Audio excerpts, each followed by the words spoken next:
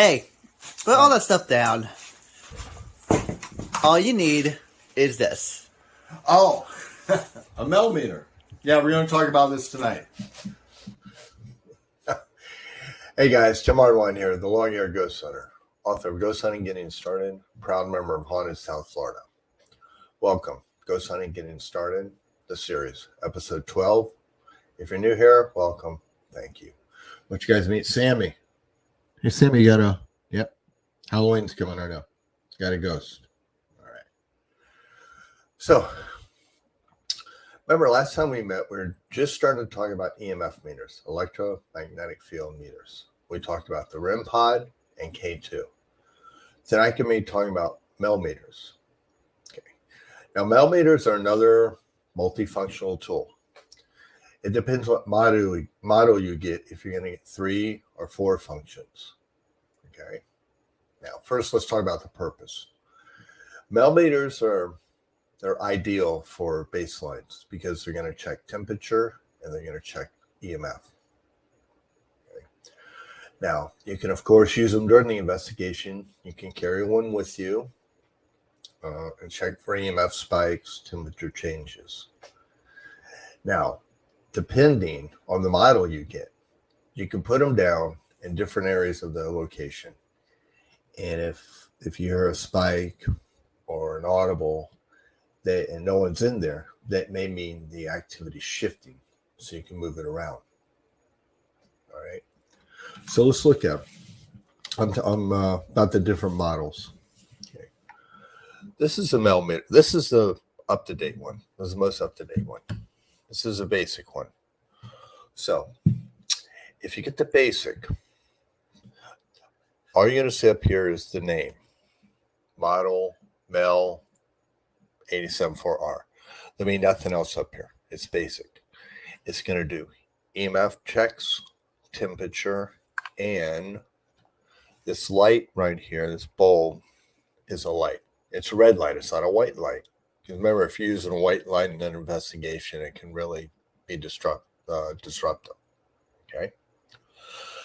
This is the most up-to-date one. Now, when you're getting this, if you see these little dots across, these are actually LED lights, which means this has 4 functions. This model can do temperature, EMFs, the light, and now you have a REM pod built into this. Okay? Now, whether model you get, the idea, I really like MEL meters for one reason. I'll show you when we talk about the buttons and power on. When you turn this on, there's actually a digital readout of the EMF you're getting.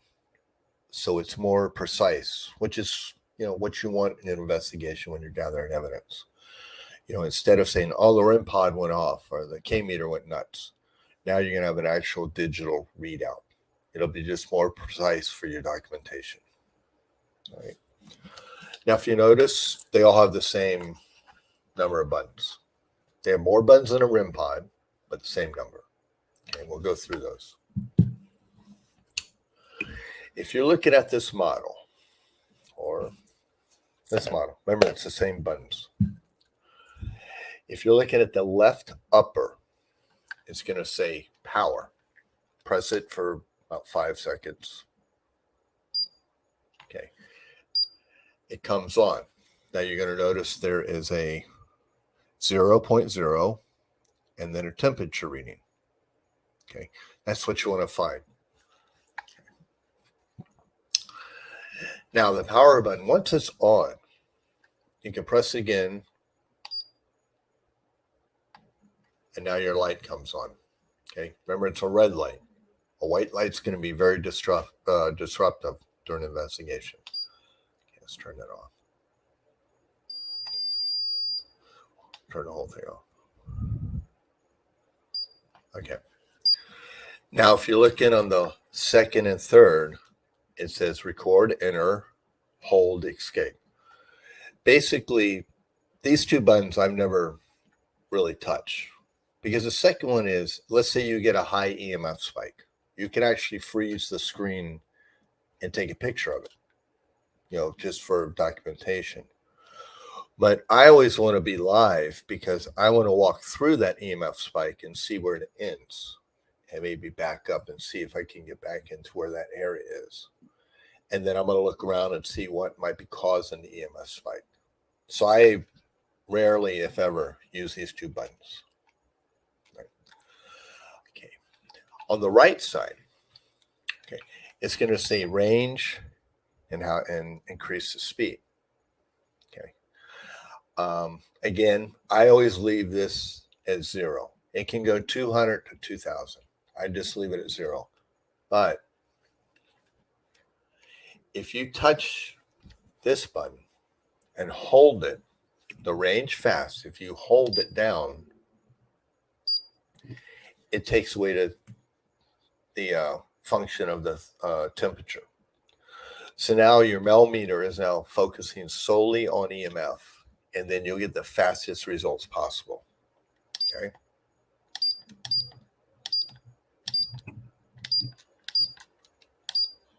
Let me just get it back to where it was. Okay.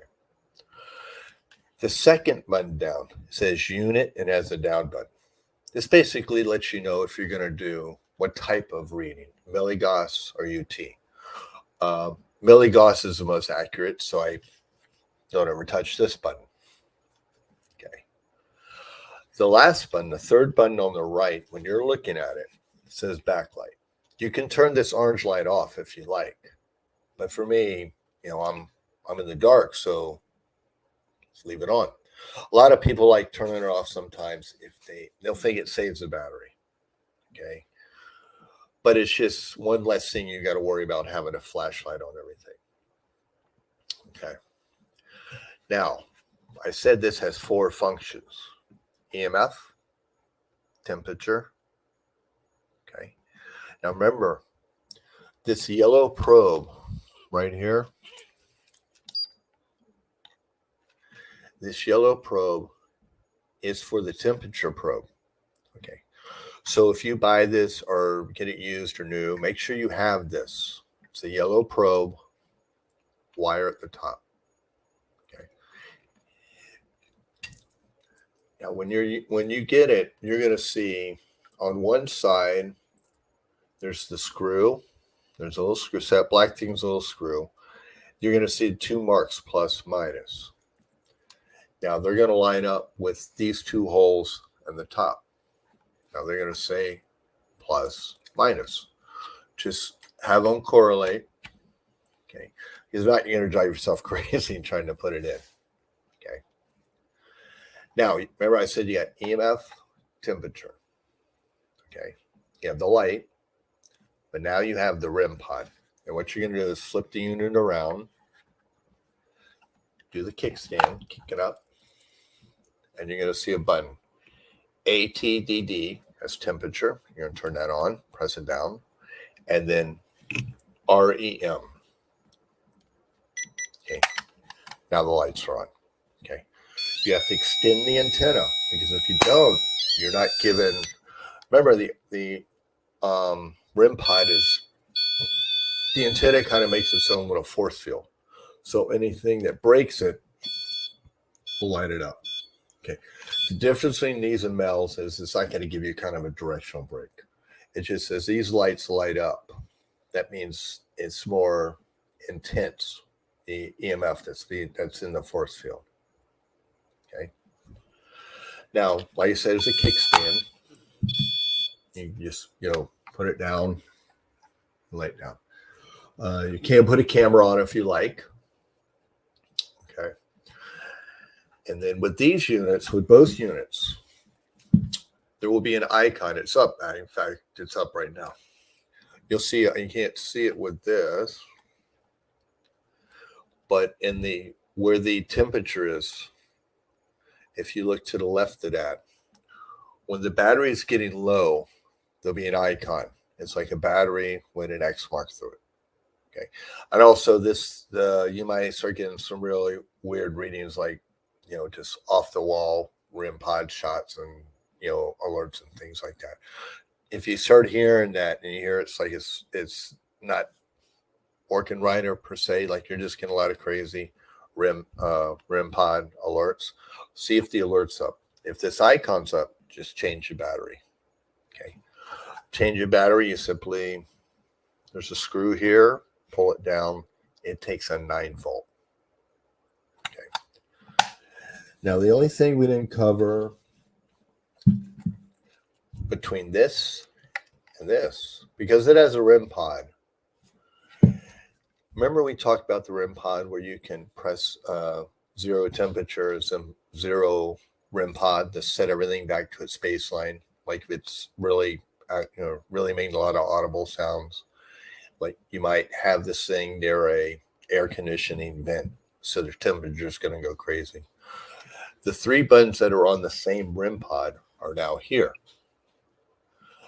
The one at the bottom is REM 0. You got the REM range and temp 0. So the REM range is like, let's say you did change the range up to 200. You can always put it back at 0 by simply pressing this. These 3 buttons are just putting everything back to base. So it's like you're starting over, right?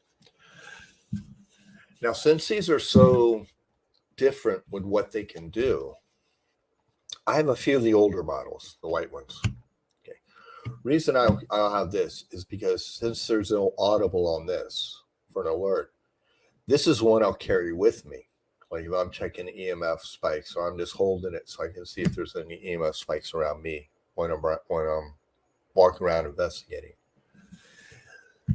The black one, now since it has a REM pod and it has audible alerts, this is the one I'm going to lay around in different areas. Remember I said you could put REM pods out. Now you put MEL meters out. And what you can do is, if you have a MEL meter or a REM pod in like the kitchen and it starts going off, but nobody's in there, you can, take a little guess at maybe the activity's shifting.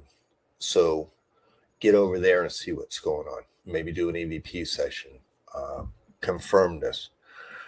With this, remember, you can use these as conversation starters too. Like, hey, listen, if you're here, light this up. Oh, good, you're here. Can you do it again? Okay. And as with any device that I told you, what you have to do is if you want them to play the game, show them the rules. So when you turn this on, power on, turn on the REM, the temperature, put it down, and say, listen, if you guys want us to know you're here, come near this. It'll light up. All right. So that's basically the MEL meter. The MEL meter, like I said, has multi-functions. It keeps you from carrying all that equipment that was in that silly video. Instead of carrying a REM pod, an infrared thermometer, a K meter, you can just carry one of these. Okay. The black one, the black model, if the lights are up here, these little dots, that's for LED lights. This has a REM pod in it. And it will say MEL, REM, ATDD. So it'll let you know it has all the options. This is an older model. It will simply say MEL in a model number. You can carry this with you. Because remember, it's going to do EMF spikes, temperature checks. But if you want to check for any activity shifting or have like a conversation starter, these are great. All right. So that's your MEL meter. They run like $250 sometimes. So remember, don't mortgage your house. Okay. Always build up to your kit. All right, so most of you guys know I'm a retired medic, and safety is everything to me. Okay, we're getting pretty close to the end of the first aid tip of the week because we've covered trauma, controlled bleeding, dressing wounds, splinting, slings, all that kind of stuff. We've covered medical emergencies. There's a couple more things I want to cover just for your everyday life. Okay, just a couple things that, hopefully you never run into it, and especially on investigation. Okay. This week we're going to cover heart attacks, MIs, myocardial infarctions. Okay. Because the best advice I can give anybody is invest in a CPR obstructive airway class. Okay. If you have a family, especially kids, or just invest in it so you have that, so you can offer to anybody in a life or death situation. Okay. Most fire departments offer free classes, free CPR classes. If you're unsure, you can call the American Heart Association. Right. Now, heart attacks. If this is like the prime example of if you think anything's wrong, call rescue. Okay. If you're out in public, like let's say you're in a restaurant, a store, a hotel, most of them have something called an AED, automatic external defibrillator. It's basically, when you see on TV when they're shocking people. Okay. The automatic AEDs are actually designed that anybody can use them because there are verbal instructions. It'll tell you where to put the paddles. It'll search for the bad heartbeat itself. And it'll tell you when to clear, because if you're ever shocking someone, you can't be touching the body because you'll get shocked. It'll tell you, it'll say clear, shocking. So the AEDs can save a life because the theory is long proven. The quicker you get shocked, the better your survival rate. So if you're out in public and you think of anything's going on, tell someone, because they may have an AED available and they'll call rescue. All right. So let's go through some signs of a heart attack. Okay. For a heart attack, you're going to have crushing chest pain. It could radiate to your left arm, your jaw, your neck, your back. Sweating, nausea, vomiting, shortness of breath. Okay. Those are sure signs of a heart attack. If you see any of those, get a hold of someone, call rescue. Right. Now, actually for women, they can present a little different. And this is important because what happens is a woman might not have the crushing pain. They'll have a chest discomfort. The pain may radiate to both arms and also all the other places, jaw, neck, back, things like that. They may have abdominal cramps. Thing is, these may be subtle signs that can last days or weeks. Okay. So just remember all this. Like, if a woman has these things for a few days, take them by a firehouse. Most firehouses will do free blood pressure checks. And if you come in and describe these symptoms, they will probably put you on an EKG just to see what your arrhythmia looks like. Okay. So don't be afraid to go by a firehouse. Most big city firehouses, I was in Miami and the big county down here in Dade, they usually leave someone at the station just for that reason. Okay. They're there to monitor the station and they do blood pressure checks and things like that. So don't be afraid just to pull into a firehouse. I've worked a couple heart attacks from people who just drove in. Okay. So our heart attacks are life and death. So if you suspect anything, call rescue, tell someone where you're at. Maybe they have an AED. All right. That's your tip of the week. Like I said, get registered in a CPR class. CPR obstructive airway, especially for kids, because kids will put anything in their mouth. And if you can help someone in your family or a stranger just by what you know from a life and death situation, it's very rewarding, right? So, announcements. A lot of South Florida, we're doing great. We're cooking. We did a workshop and a meet and greet down at the Gold Coast Railroad over the weekend. Met a lot of people. It was fun. October's pretty busy for us. The October 28th, big announcement. I was promising this. If you're in the South Florida area, the Haunted South Florida team has teamed up with the Seminole Theater in Homestead to do a workshop and an investigation, October 28th. We are working on getting the flyers out with all the information. Go to hauntedSouthFlorida.org for the information. Okay. Next day, the 29th, we're going to be down at the Old Davy Schoolhouse during the day. We're going to have the toys out. We're going to talk about ghosts, equipment, and sharing your experiences. I always love to hear everybody's experiences. All right. We'll be there from 11 to 2. Right. The 30th, day before Halloween, we're going to be down at the New River Inn in Fort Lauderdale. Okay. We're going to be there all day. We're going to have the toys out, same thing, talking about tools, techniques, sharing in your experiences. But they have like an open air farmer's market. So we're going to be calling that the Tent and Treat Day. Kids can come by if you're in the neighborhood, if you live in South Florida. Come by during the day. The vendors are going to have candy to hand out. And we'll be there, like I said, with the toys and everything. Also, there will be Autism Society of Florida. Because that night, 7 to 10 o'clock, we're going to have a workshop, learn it, then do it, paranormal class, and then an investigation. Now, part of the proceeds stay at the location, but part of the proceeds are now going to go to Autism Society of Florida. And then we're going to have donation jars out for the Autism Society. So if you're in the neighborhood and day before Halloween, you want to get in the spirit, come by. Bring the kids by, do a little trick-or-treating. Come by for the class that night.